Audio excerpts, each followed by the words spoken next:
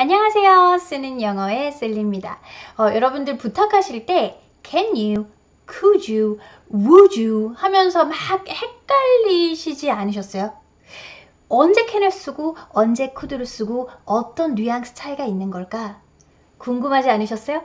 궁금하셨다면 반드시 이 동영상을 봐주셔야 할 거예요. 또 정확하게 짚어서 알려드릴게요. 구독과 좋아요 눌러주신 거 맞죠? 자, 그럼 시작해 보도록 할게요. 자, 시제편, 가정법의 시제는 두루두루 퍼져 있다라고 하면서 제가 몇 개의 동영상에도 올렸는데 영어는요. 가능성이 떨어진다라는 것을 시제를 떨어뜨려 가지고 표현을 합니다 라고 했었어요. 그래서 can you를 쓰지 않고 could you를 쓰게 되면 상대방이 해줄 거라는 가능성을 떨어뜨리는 것, 즉 기대를 떨어뜨려서 부탁을 하는 거기 때문에 좀 더 공손하다라는 게 들어가게 돼요.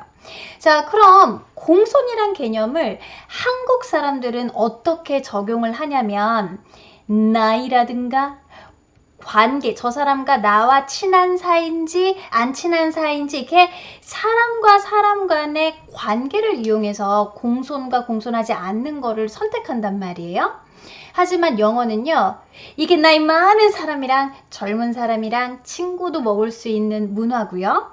아무리 가까운 관계, 부부관계, 엄마와 자식 관계라 하더라도 이렇게 막 명령조로 내가 말한 대로 무조건 들어줄 거라고 기대하는 관계가 아니라 이렇게 표현을 하실 때는 항상 공손하게 물어보는 의문문의 형태로 부탁을 하셔야 된다라는 거예요. 즉, 다시 말해서 can you, could you를 결정짓는 거는 너랑 나랑 친한 관계, 네가 나보다 어린 거 이런 거와 상관이 없이 부탁의 정도가 결정을 짓는다고 보시면 돼요.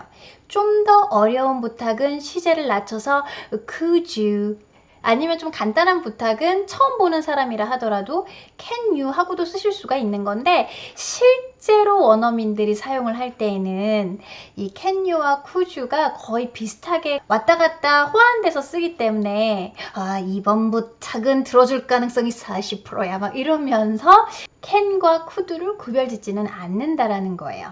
자, 그럼 would는 뭐냐? would는요 will you 라고 물어볼 거를 시제를 낮춰가지고 일어날 가능성이 떨어진다란 뜻으로 확률을 낮춘 거예요. 따라서 할 거예요 이 표현을 하시겠습니까 정도로 보시면 돼요. 여전히 이 will이 가지고 있는 의지의 의미는 가지고 있는 거예요.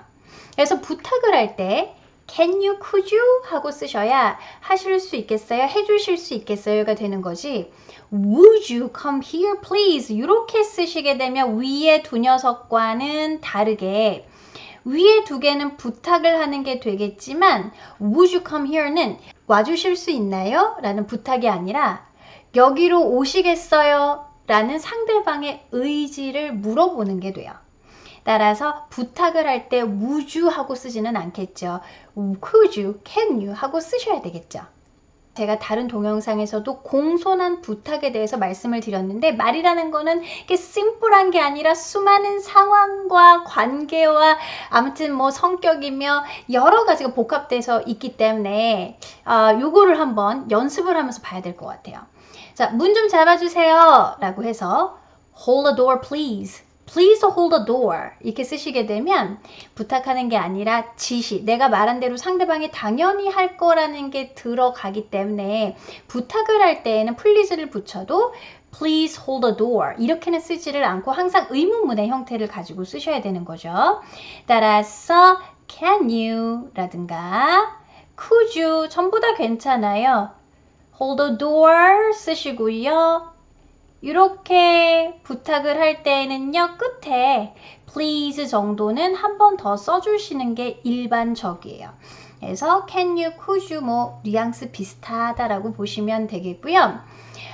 근데 상대방이 문 이렇게 잡아주고 하기에 되게 싫을 수도 있을 것 같아요, 상황이. 예를 들면 문이 막 되게 무거운 철문이라던가 아니면 상대방도 지금 다른 일로 좀 바쁜 것 같아요. 그래서 이럴 때에는 would you mind? 이런 표현 들어보셨죠?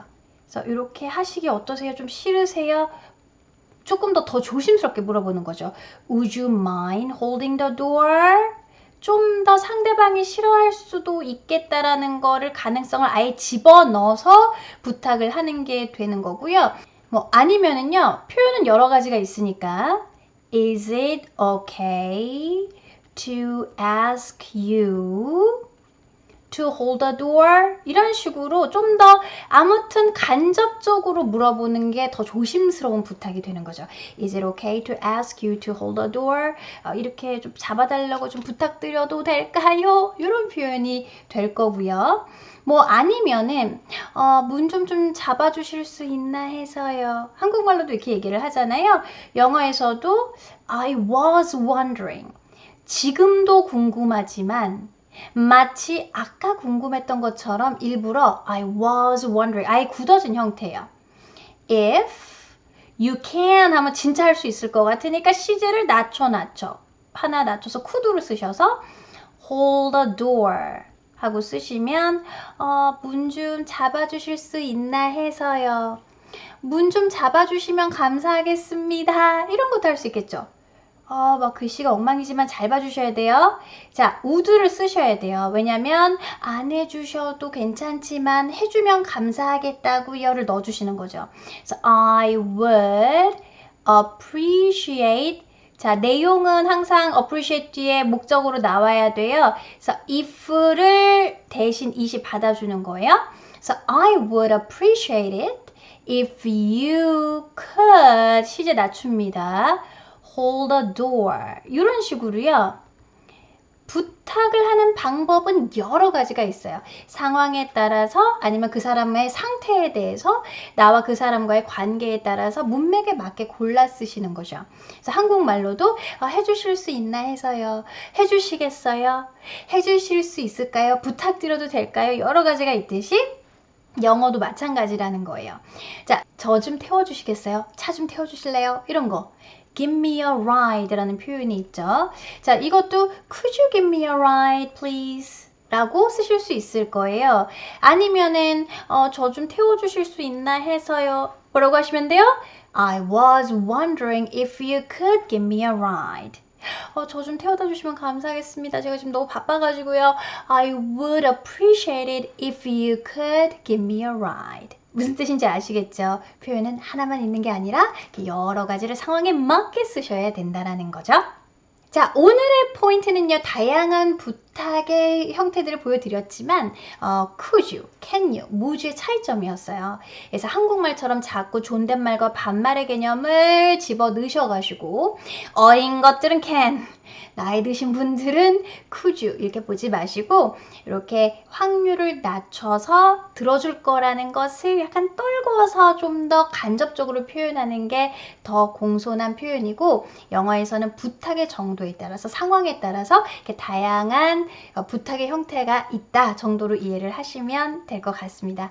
여러분 오늘도 수고하셨습니다. 다음 동영상에서 봬요.